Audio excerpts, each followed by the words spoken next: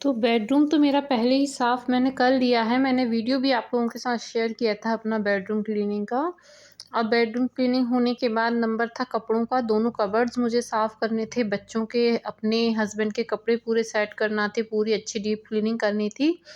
तो कुछ इस तरीके से फैला के रखा है आज मैंने, और आज बस कपड़ों का ही काम करना है। इतने ज़्यादा मेसी कर देते हैं ना बच्चे घर में, एक चीज़ निकालते हैं, 4 चीज़ गिराते हैं। तो कुछ ऐसा हाल आप लोगों के घर में भी होता होगा, बच्चे होंगे आपके भी तो मेरे यहाँ भी कुछ ऐसा ही होता है कि अलमीरा मेरा 8 दिन अगर ठीक से रह जाए तो बहुत बड़ी बात होती है मेरे साथ में, कि मेरे बच्चे 8 दिन तक अलमीरा को अच्छे से साफ़ रखें अपने-अपने कबर्ड में, अपने-अपने खन में जो उनके कपड़े मैं रखती हूँ, उनको अगर वो व्यवस्थित रखें ना तो बहुत बड़ा टास्क होता है ये। तो वो ये आज जो मेरा टास्क है बहुत बड़ा है मेरे लिए, क्योंकि मुझे सबसे ज़्यादा इरिटेटिंग काम कपड़े फ़ोल्ड करना और प्रेस करना लगता है। मुझे बिल्कुल पसंद नहीं है ये काम, लेकिन करना तो है। और दिवाली बिल्कुल सर पे आ ही गई है, समय ही कम बचा है। मार्केट की भी भाग-दौड़ रहेगी, स्नैक्स वग़ैरह का भी रहेगा, तो समय मिलेगा नहीं। तो बस जल्दी-जल्दी ऐसा लग रहा है, क्योंकि करने वाली मैं अकेली ही हूँ मेरे घर में, और तो कोई है नहीं। और ये सब काम मैं ही करूँगी। बच्चों को इतना समझ में आता नहीं है, और हस्बैंड लोगों को इन चीज़ों से कोई लेना-देना नहीं होता कि आप घर में अपने कपड़े किस तरीके से सेट कर रहे हो। शायद ये किसी के हस्बैंड को इंटरेस्ट होगा, ये मेरा सोचना है। तो बस आज सारे कपड़े फैला लिए, पूरा बेडरूम इतना फैला के रखा है, जो कपड़े निकाल के अलग करने हैं वो, जो अच्छे से रखना है वो, आने-जाने जो पहनने के अच्छे नए कपड़े हैं बच्चों के वो। तो आज बहुत सारा काम है, और दोनों अलमीरा आज एक ही साथ कर लूँगी तो बहुत कुछ निपट जाएगा, बेडरूम की तरफ से मैं फ्री हो जाऊँगी। तो सारी अलमीरा मैंने पहले एक खाली किया है, और उसको मैं अच्छे से कर रही हूँ क्लीन। ये जो अलमीरा है ना मेरी शादी का है, तो लगभग 20 साल पुराना ही है।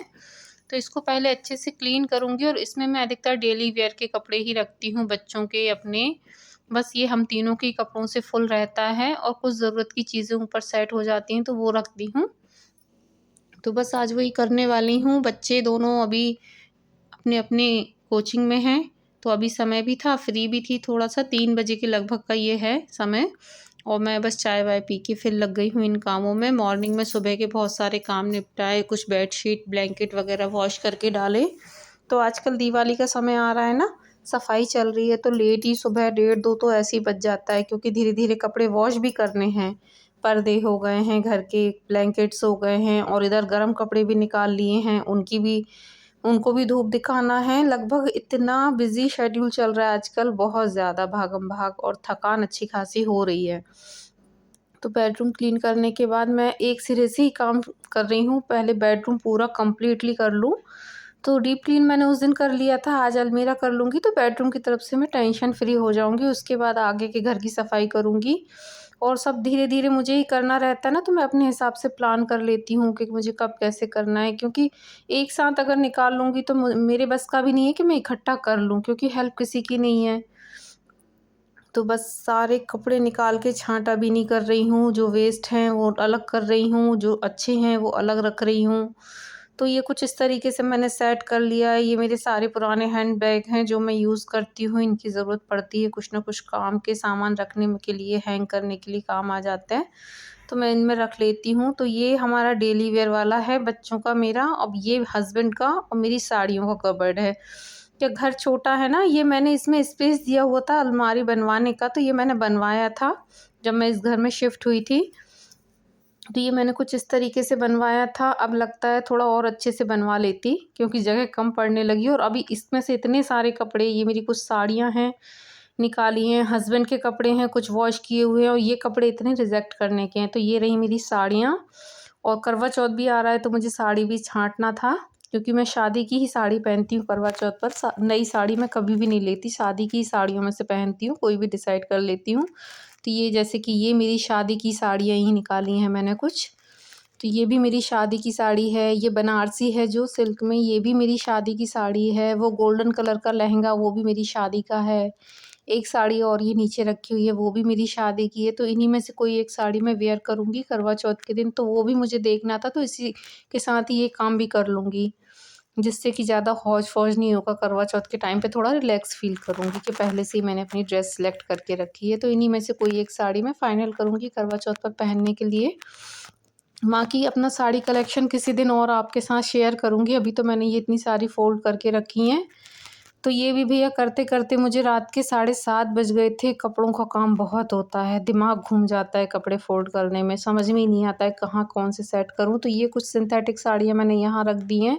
ये हस्बैंड के कपड़े नीचे प्रेस किए हुए हैं, ऊपर के अभी मुझे प्रेस करने हैं।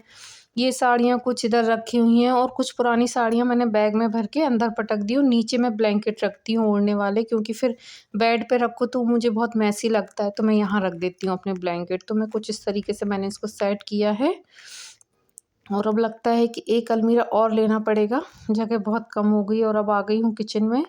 तो आज बना रही हूँ दाल मखनी।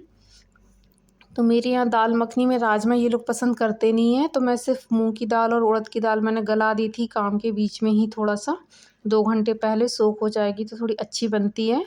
तो काली उड़द और मूंग खड़ी दोनों मिक्स करके मैंने अच्छे से गला दी हैं। राजमा मेरे यहाँ ये लोग नहीं खाते हैं तो मैं लाती भी नहीं हूँ, शायद ही ये कभी मेरे यहाँ आता हो। तो इसमें मैं हल्दी और नमक डालकर और लहसुन और हरी मिर्च मैंने अच्छे से क्रश कर लिया है और ये थोड़ी सी काली मिर्च डाल रही हूँ, 1 लौंग काली मिर्च, और ये लहसुन और हरी मिर्च मैंने अच्छे से कूट लिया है तो इसको डालूँगी। और साथ में सुबह के थोड़े से राइस पड़े हुए हैं तो वो बच्चों के लिए फ्राई कर रही हूँ। दोनों बच्चों को फ्राइड राइस पसंद है तो ये हो जाएगा जल्दी से खाना। और अभी बेडरूम में मुझे नीचे जो सामान और फैला हुआ है ना, वो कपड़े भी पोटली बांध कर रखना है, वो मैं दे दूँगी किसी को, तो किसी के यूज़ में हो जाएगा या कुछ ना कुछ उसका करना पड़ेगा, क्योंकि दीवार में फिर से पोटली बना के भर के रख दो तो मतलब ही क्या निकला सफाई का। तो सफाई इसी तरीके से चल रही है और अभी मेरा किचन पूरा मैसी हो रहा है। किचन भी मुझे एक दिन डीप क्लीन करना है दिवाली से पहले। बहुत कम समय बचा है, मैं सोच रही थी कि करवा चौथ से पहले हो जाएगा लेकिन नहीं हो पा रहा है। अभी तो सिर्फ बेडरूम ही क्लीन हुआ है मेरा और करवा चौथ भी आ ही गया। और तो बस यहाँ पे पहले फ्राइड राइस करूँगी। फ्राइड राइस में मैंने कुछ नहीं डाला है, सिंपल तरीके से फ्राई कर रही हूँ। आलू है, प्याज है और जीरे का मैंने तड़का लगा दिया है उसमें। और ये चावल मैंने फ्रिज में रख दिए थे थोड़े से, मैं इसको मैश कर रही हूँ, थोड़े अच्छे से हो जाएंगे फ्राई बच्चों के लिए।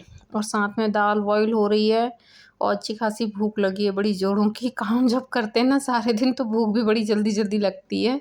और आजकल ऐसा चल रहा है ना कि सारा दिन काम हो रहा है। बस कपड़े सेट हो गए ना तो बहुत बड़ा काम हो गया। घर में 2 ही चीज़ें सबसे ज़्यादा फैलती हैं, एक कपड़े और एक बर्तन।